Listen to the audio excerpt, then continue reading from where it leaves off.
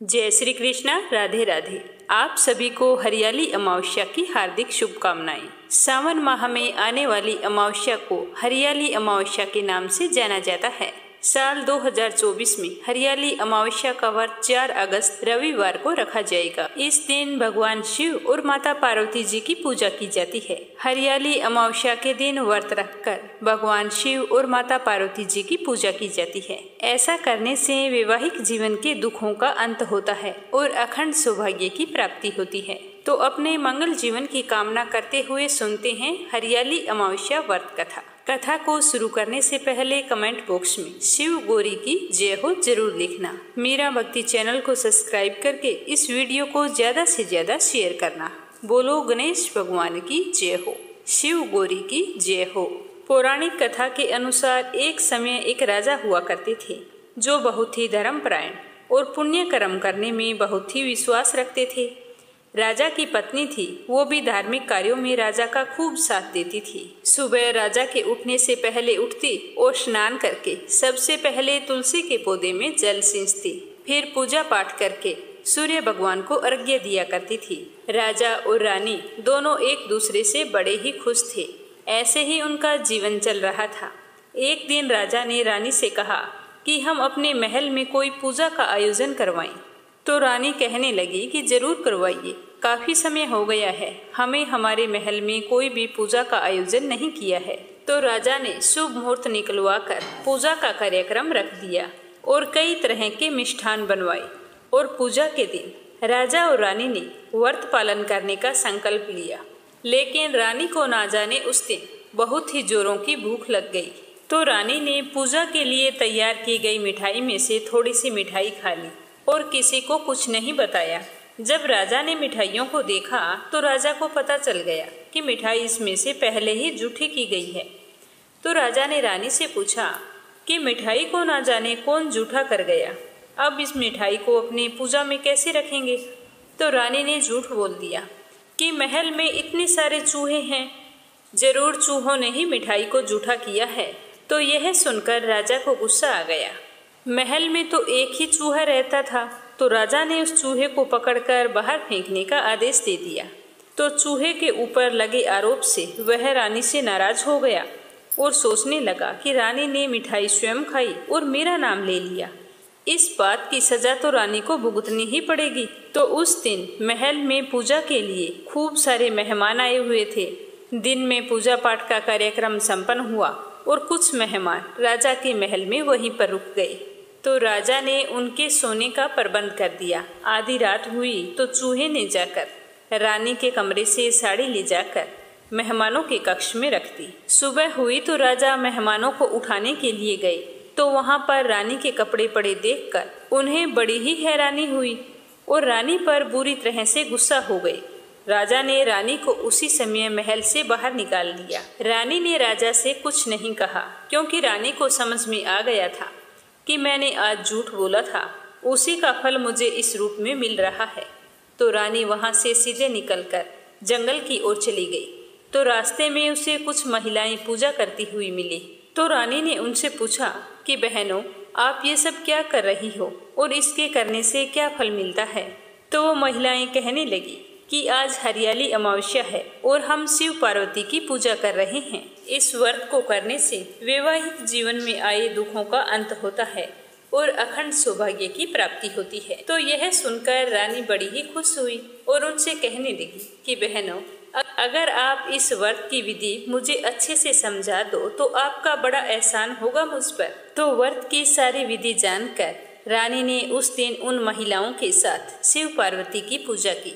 उसके बाद में वो जंगल में चली गई। वहां जाकर झोंपड़ी बनाकर रहने लगी। फिर रोजाना शाम को उन महिलाओं के पास आकर शिव पार्वती की पूजा करती और एक घी का दीपक जलाकर उसके पास ज्वार बोती और पूजा करने के बाद में गुड़दानी का प्रसाद बांटती। तो एक दिन की बात है कि राजा शिकार करके उधर से जा रहे थे।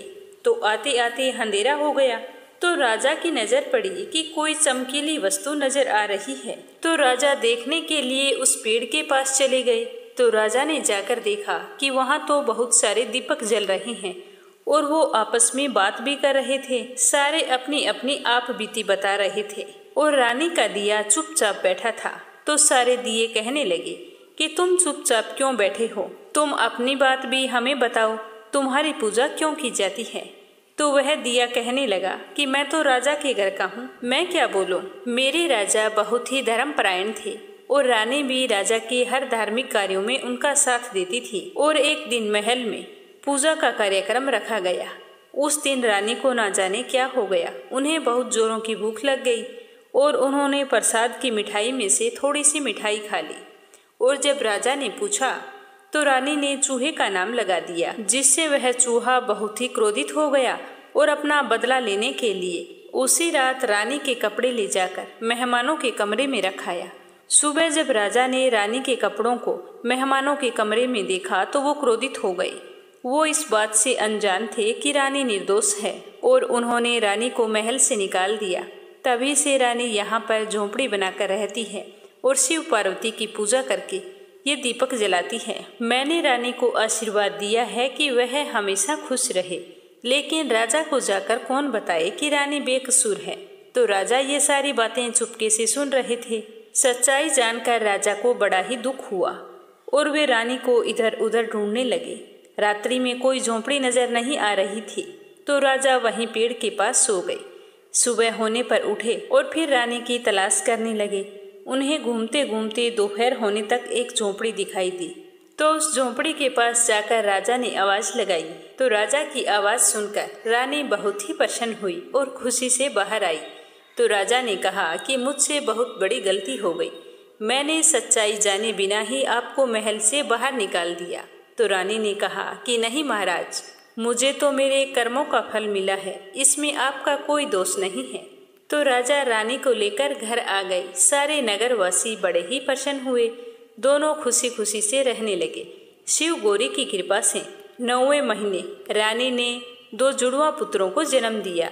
फिर वे दीर्घ काल तक जीवित रहे, अपने जीवन के समस्त सुखों का भोग करते हुए अंत में शिव धाम को गए। हे शिवजी महाराज, हे गौरा माता, जैसे आपने रानी पे कृपा की वैसे सब पर करना, सुख सौभाग्य बनाए रखना।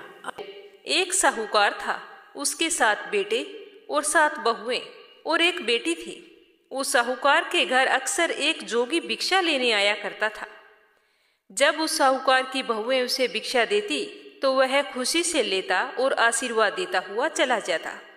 जब कभी साहूकार की बेटी जोगी को भिक्षा डालने आती तो वह भिक्षा नहीं लेता और बोलता कि बेटी सुहागन तो है पर इसके भाग्य में दुख लिखा है। ऐसा सुनकर बेटी दुबली होने लगी, किसी को कुछ भी नहीं बताया। ऐसा करते करते काफी समय बीत गया। एक दिन उसकी माँ ने कहा कि बेटा, ऐसी क्या बात है, अच्छा भला खाने पीने को देती हूँ फिर भी तुम बिल्कुल पतली होती जा रही हो, कोई बात है तो मुझे बताओ, तुम्हें चिंता करने की कोई भी आवश्यकता नहीं है। तो इस पर बेटी ने अपनी माँ को वो जोगी वाली सारी बात बता दी। तो माँ ने कहा, ये बात थी तो तुम मुझे पहले ही बता देती। अब की बार जब वो जोगी भिक्षा मांगने के लिए आए तो तू ही भिक्षा डालने के लिए जाना और मैं किवाड़ के पीछे छुपकर बैठ जाऊंगी। तो ऐसा ही हुआ। दूसरे दिन वो जोगी भिक्षा के लिए आ गया और साहूकार की बेटी जैसे ही भिक्षा डालने गई तो उसकी माँ किवाड़ की ओट में खड़ी होकर बातें सुनने लगी। तो जोगी फिर से वैसे ही बोला कि तेरे भाग्य में सुहाग तो है पर सुहाग का सुख नहीं लिखा, मैं तुमसे भिक्षा नहीं ले सकता।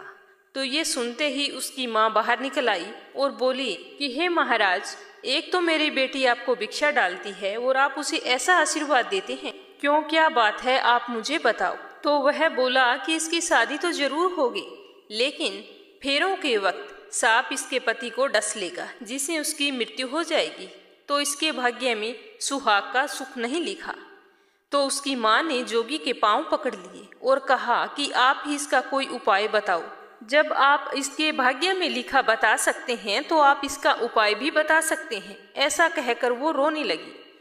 तो साधु ने कहा कि 7 समुद्र पार एक सोमा धोबिन रहती है, वह प्रत्येक माह की अमावस्या का व्रत करती है। यदि वह इसका फल इसको दे देती है तो इसके भाग्य में लिखे हुए दुख टल जाएंगे। वो ज्यादा कहीं आती जाती नहीं है, बहुत ही धर्मपरायण स्त्री है। अब उसे कैसे राजी करके आपको लाना होगा ये आप ही जानो। यह कहकर साधु बाबा वहां से चले गए। और उस लड़की की माँ जैसा साधु बाबा ने बताया था उसी रास्ते पर सोना धोबन को ढूंढने के लिए निकल पड़ी। चलते चलते वो तेज गर्मी की वजह से बिल्कुल थक चुकी थी और एक पीपल के पेड़ के नीचे विश्राम करने लगी तो उसने अचानक देखा कि एक सांप आ रहा है जो पीपल के पेड़ के ऊपर चढ़ रहा था। तो साहूकारनी ने पीपल के पेड़ पर देखा तो पेड़ के ऊपर गरुड़ पक्षी का घोंसला था। तो उसने सोचा कि इसके अंदर गरुड़ के अंडे होंगे, अगर यह ऊपर गया तो उन अंडों को खा जाएगा। तो यह सोचकर उसने सांप को मार दिया। इतने में वहां पर गरुड़ पक्षी का जोड़ा उड़ता उड़ता आकाश से आया और चोंच मारने लगा और कहने लगा कि तुमने हमारे बच्चों को मार दिया। तो वो बोली कि मैंने तुम्हारे बच्चों को मारा नहीं है, मैंने तो तुम्हारे बच्चों को बचाया है। यह कहते हुए उसने सांप की ओर इशारा किया। तो गरुड़ पक्षी बहुत ही खुश हुए और बोले कि आपको जो भी मांगना है सो मांगो, तुमने हमारे बच्चों की रक्षा करके हम पर बहुत ही बड़ा उपकार किया है। तो लड़की की माँ बोली कि मुझे 7 समुंदर पार जाना है, जाने का कोई रास्ता नहीं है, अगर आप मुझे वहां पर पहुंचा देते हैं तो यह उपकार मैं आपका जिंदगी भर नहीं भूलूंगी। तो गरुड़ ने उसे अपने ऊपर बैठाया और 7 समुंदर पार सोना धोबिन के घर के पास छोड़ दिया। वहां पर उस लड़की की माँ ने देखा कि सोना धोबन के 7 बहुएं और बेटे थे। बहुएं काम के लिए अक्सर लड़ती थी। तो सोना धोबिन ने सोचा कि यही एक मौका है सोना धोबिन को खुश करने का। उस दिन से उसने उसके घर का सारा काम करना शुरू कर दिया। जब सोना धोबिन सुबह उठती तो उससे पहले सारा घर का काम किया हुआ होता, झाड़ू लगाना, पानी भरना, पशुओं को चारा डालना, सारा काम किया होता। तो सोना धोबिन ने सोचा कि पहले तो मेरी बहुएं इतनी काम के लिए लड़ाई करती थी, अब सूर्योदय होने से पहले ही सारा काम निपटा देती है। तो कौन सी बहू है जो ऐसा करती है, मुझे छुप कर देखना होगा। अगले दिन सोना धोबिन सुबह जल्दी उठी और छुप कर बैठ गई। तो उसने देखा मुंह अंधेरे एक औरत आई और उसने घर का सारा काम निपटाया। जैसे ही वो जाने लगी तो सोना धोबिन ने उसे पकड़ लिया और कहा कि तू मेरे घर का सारा काम ऐसे चोरी छुपे क्यों करके जाती हो? यह पाप तूने मेरे ऊपर चढ़ा दिया है, इसे मैं कैसे उतारूंगी? तो साहूकारनी ने अपने हाथ जोड़ दिए और बड़े ही दीन स्वर में वो साधु बाबा वाली सारी बात सोना धोबिन को बता दी।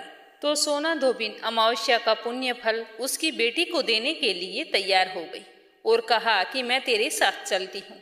सोना धोबिन ने अपने बेटे और बहुओं से कहा कि जब तक मैं लौट कर ना आऊं तो आपको घर से बाहर नहीं जाना है और ना ही किसी को घर के अंदर आने देना है। यह कहकर सोना धोबिन साहूकारनी के साथ उसके घर आ गई। अब उसकी बेटी का विवाह तय किया गया।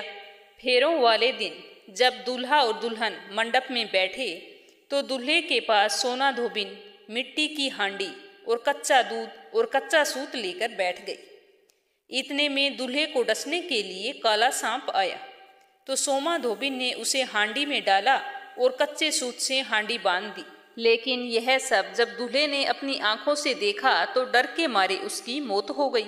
तो यह देख साहूकारनी रोने लगी और हाथ जोड़कर सोमा धोबिन से कहा कि अब आप ही मेरे बेटे का जीवन बचा सकती हो। तो सोमा धोबिन ने उसके ऊपर कच्चे दूध के छींटे दिए और कहा कि आज तक जितनी भी मैंने अमावस्या की है उसका पुण्य साहूकार की बेटी को लग जाए और आने वाली अमावस्या का व्रत करूं वो मेरे पति को लगे। इतना बोलते ही दूल्हा खड़ा हो गया। विधि विधान से उनके फेरे पूरे हुए और हंसी खुशी से बेटी की विदाई कर दी गई। सारे लोग अपने अपने घर चले गए। जब सोमा धोबिन जाने लगी तो साहूकारनी बोली कि मैं आपको क्या दूं? तब सोमा धोबिन बोली कि मुझे क्या चाहिए, बस एक मिट्टी की हांडी दे दो।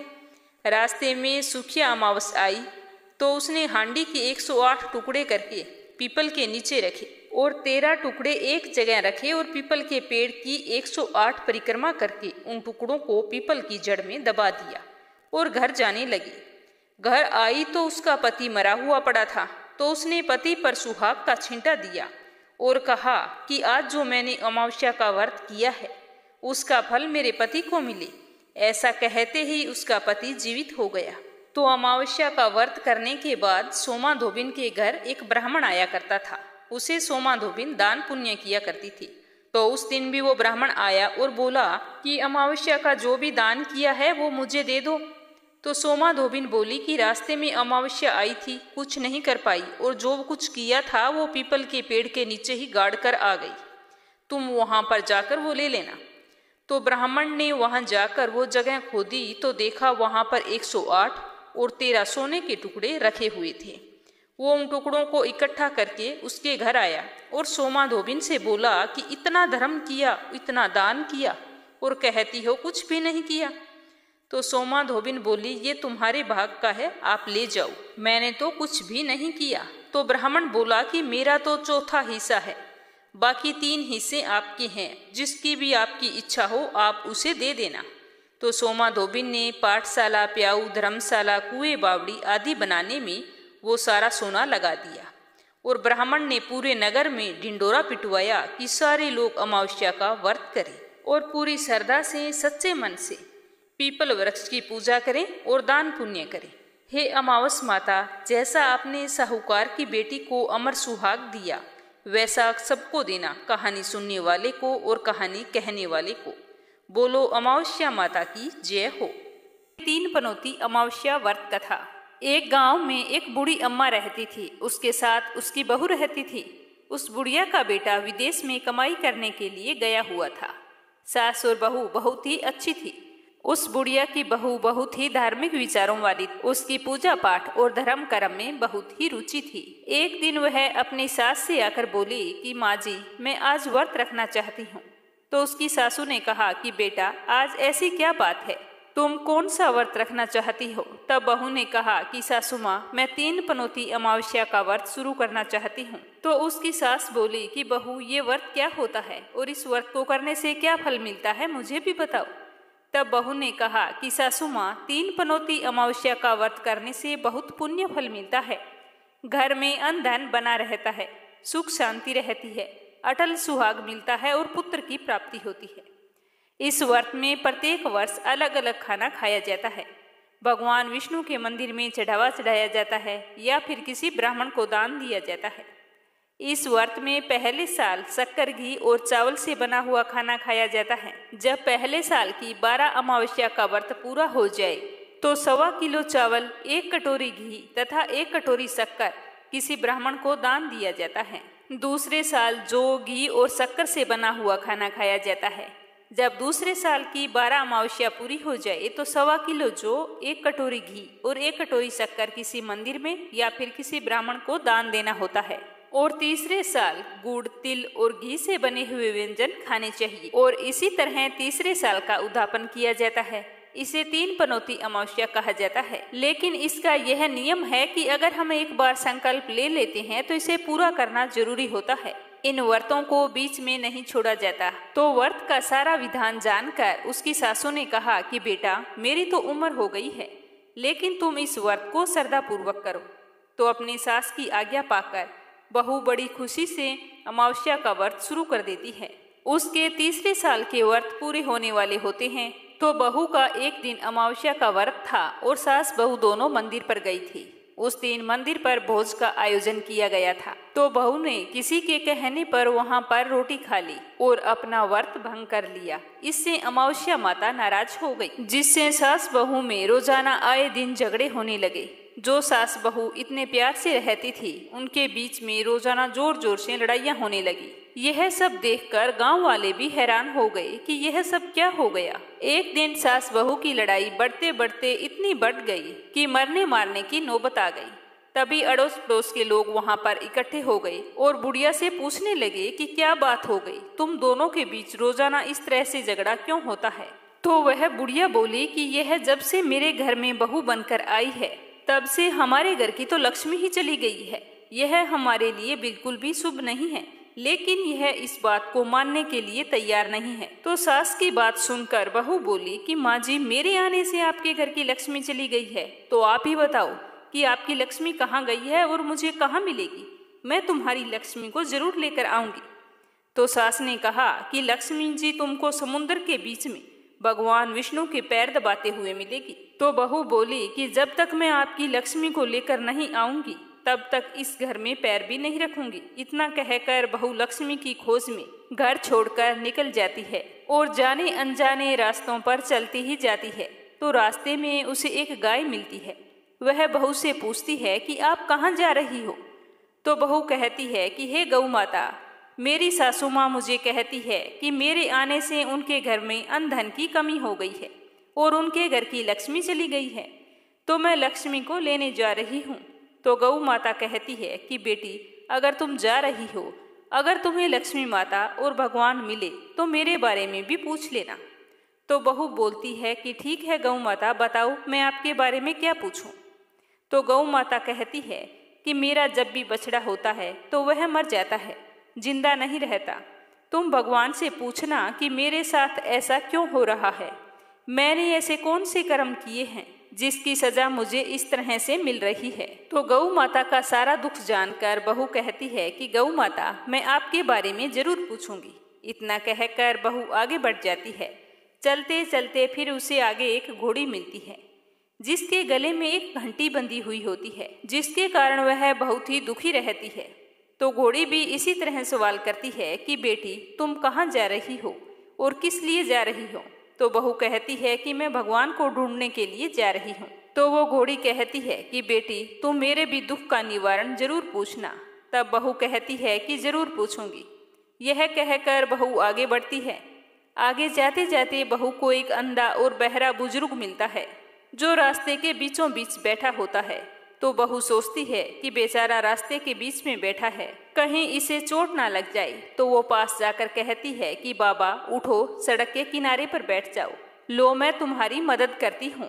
तो ऐसा कहकर वह उस बुजुर्ग व्यक्ति का हाथ थामकर उसे सड़क के किनारे एक पेड़ के नीचे बैठा देती है। तो वह बूढ़ा आदमी उसको धन्यवाद देता हुआ कहता है कि बेटी, तुम कौन हो और कहाँ से आई हो। तो वह कहती है कि बाबा, मैं भगवान विष्णु और माता लक्ष्मी को ढूंढने के लिए जा रही हूँ। मेरी सास कहती है कि मैं अभागन हूँ, मेरे आने से उनके घर का अन्न धन नष्ट हो गया है, इसीलिए मैं लक्ष्मी की तलाश में जा रही हूँ। तो वह बूढ़ा बाबा कहता है कि बेटी, एक काम करना, अगर तुम्हें भगवान मिले तो मेरे बारे में भी पूछना कि मैंने ऐसे कौन से कर्म किए थे जिसके कारण मैं अंधा हो गया हूँ। तो वह कहती है कि ठीक है बाबा, मैं आपका सवाल भी पूछ लूंगी। जैसे ही वह बूढ़े बाबा से बातचीत करके आगे बढ़ती है तो रास्ते में उसे एक बूढ़ी औरत मिलती है जो हाथ और पैर से अपाहिज होती है। वह भी बहू से अपनी समस्या भगवान से पूछने के लिए कहती है। तो बहू उसकी समस्या को भी पूछने के लिए तैयार हो जाती है और आगे चली जाती है। चलते चलते भूख प्यास से बेहाल वह बिल्कुल थक जाती है और एक आम के पेड़ के नीचे बैठ जाती है। तब आम का पेड़ उसे इतना थका हुआ हैरान परेशान देखकर पूछता है कि बेटी, तुम कहाँ से आई हो और कहाँ जा रही हो। तब वह बहू बताती है कि मैं लक्ष्मी को लेने जा रही हूँ। तब वह पेड़ कहता है कि मेरी समस्या भी लक्ष्मी माता से पूछ लेना कि मेरे पेड़ पर आम खट्टे क्यों लगते हैं। तो बहू ने कहा ठीक है। आगे चलते चलते बहू को एक तलाई मिलती है। तो वह भी बहू से कहती है कि बेटा, तुम भगवान से पूछना कि मेरी तलाई का पानी इतना मैला क्यों है, मेरी तलाई का पानी कोई भी मनुष्य नहीं पीता। तो बहू कहती है कि जरूर पूछूंगी। इतना कहकर वह आगे बढ़ जाती है। इस तरह बहुत दिनों तक जंगल में चलते चलते वह बहुत थक जाती है। उसे भूख भी लगी होती है, लेकिन खाने के लिए उसे कुछ भी नहीं मिलता। तो वह भूख और प्यास के कारण बेहोश हो जाती है। उसी समय भगवान विष्णु और माता लक्ष्मी वहां पर विचरण करते हुए आते हैं।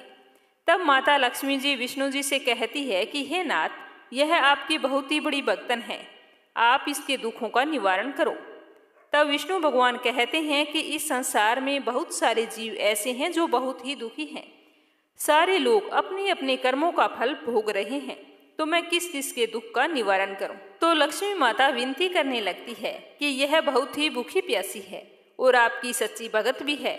अगर आपने इसे ऐसे ही जंगल में छोड़ दिया तो जंगली जानवर इसे अपना शिकार बना लेंगे। माता लक्ष्मी जी की बात सुनकर भगवान विष्णु एक साधु का वेश धारण करके बहू के पास आते हैं और अपने कमंडल में से पानी का छिंटा देकर उसे होश में लाते हैं।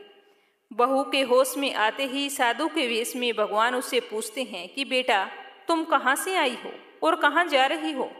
तो बहू पूरी बात बताती है। उसकी बात सुनकर भगवान विष्णु और माता लक्ष्मी जी अपने असली रूप में प्रकट हो जाते हैं। उनके साथ में अमावस्या माता भी वहां पर आ जाती है। तो बहू उनके चरणों में गिरकर रोने लगती है और कहती है कि मुझसे ऐसी कौन सी गलती हो गई है जिसके कारण मैं इस तरह जंगलों में भटकती फिर रही हूँ। तो अमावस्या माता बहू को कहती है कि बेटी, तूने मेरे व्रत को खंडित किया है, इसी की सजा तुझे मिली है। लेकिन तुम्हारी सच्ची श्रद्धा देखकर मैं तुम्हें माफ करती हूँ। अब तुम घर जाओ, तुम्हारा घर अन्न धन से संपन्न होगा और तुम्हारी जो झोंपड़ी है वह सुंदर महल में बदल जाएगी। तुम्हारी सारी मनोकामना पूर्ण होगी। तुम फिर से 3 पनौती अमावस्या का व्रत श्रद्धा पूर्वक विधि विधान से करके उसका उद्यापन कर देना। इस तरह का आशीर्वाद पाकर बहू बहुत ही खुश हुई और फिर भगवान विष्णु और लक्ष्मी जी से रास्ते में जो जो मिले थे उनके दुखों का कारण पूछने लगी। तो गाय के बारे में पूछा तो भगवान विष्णु ने बताया कि उस गाय ने कभी भी अपने मालिक को दूध नहीं दिया। उसका मालिक बहुत ही गरीब था, वह उसके दूध से अपना गुजर बसर करता था। लेकिन उसके इस तरह परेशान करने से उसने उस गाय को छोड़ दिया और उसी की बददुआ उस गाय को लग गई है, जिसके कारण उसके बछड़े जिंदा नहीं रहते।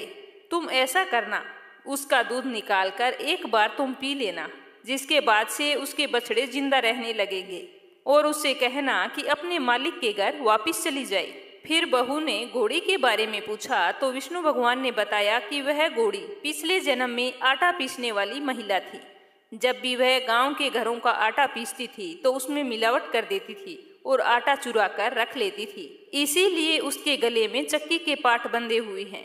तुम उसके पाट खोल देना, वो बिल्कुल ठीक हो जाएगी। उसके बाद में उस बूढ़े बाबा के बारे में पूछा तो भगवान विष्णु ने बताया कि उस बूढ़े आदमी ने कभी भी मंदिर जाकर भगवान के दर्शन नहीं किए हैं, इसी कारण वह अंधा हो गया है। अगर वह मंदिर जाए और वहां जाकर भगवान के भजन सुने तो उसकी आंखें ठीक हो सकती है। फिर जो पैरों से अपाहिज थी उस बुढ़िया के बारे में पूछा तो भगवान ने बताया कि उस बुढ़िया ने अपनी जवानी में कभी भी दान पुण्य नहीं किया था, इसीलिए उसे यह सजा मिली है।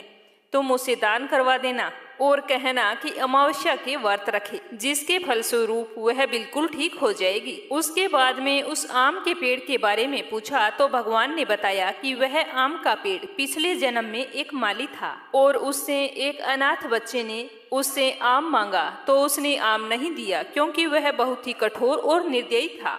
उसी की सजा उसे मिल रही है। वह अपने दूसरे जन्म में आम का वृक्ष बना और उसके आम इतने खट्टे हैं कि उसे कोई भी नहीं खाता। तुम ऐसा करना कि उस पेड़ का एक आम तोड़कर खा लेना, उसके बाद में उसके आम अपने आप मीठे हो जाएंगे। उसके बाद में बहू ने अंतिम सवाल उस तलाई के बारे में पूछा तो भगवान ने बताया कि वह तलाई पिछले जन्म में देवरानी जेठानी थी। वे दोनों हमेशा लड़ती झगड़ती थी, जिससे उसके परिवार वाले बहुत ही दुखी रहते थे। उन दोनों ने हमेशा साथ रहने वाले दोनों भाइयों को अपने माँ बाप से अलग कर दिया और अपने घर का इतना सुंदर स्वर्ग जैसा घर था उसका माहौल बिल्कुल ही खराब कर दिया।